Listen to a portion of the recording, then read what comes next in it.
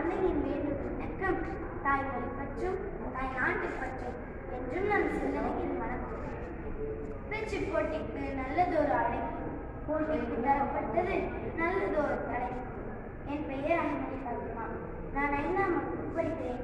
இப்பொழுது நான் வீரத்திற்கு இலக்கணமாக திகழ்ந்த வீரபாண்டிய கட்டபொம்மனை பற்றி பேச வந்துள்ளேன். வீரபாண்டியன் என்பது இவர் பெயர், கட்டபொம்மன் என்பது இவர் வம்சாவளி பெயர்.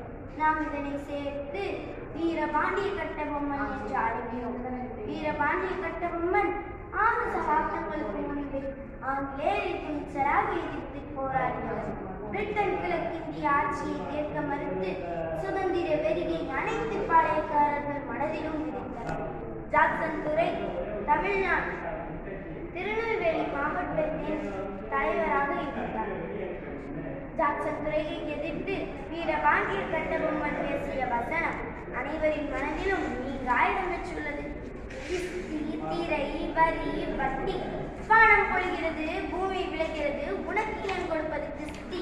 எங்களோடு வயலுக்கு வந்தாயா, ஏற்றம் இறைத்தாயா, நீர்ப்பாய்ச்சி நடுவயல் நிறைய கண்டாயா, நாட்டு நட்டாயா, களை பறித்தாயா, கலனிவாழ் உழவனுக்கு கஞ்சு களையம் சுமந்தாயா, அங்கு கொஞ்சி விளையாடும் எங்குல பெண்களுக்கு மஞ்சள் அரைத்து பணிபுரிந்தாயா?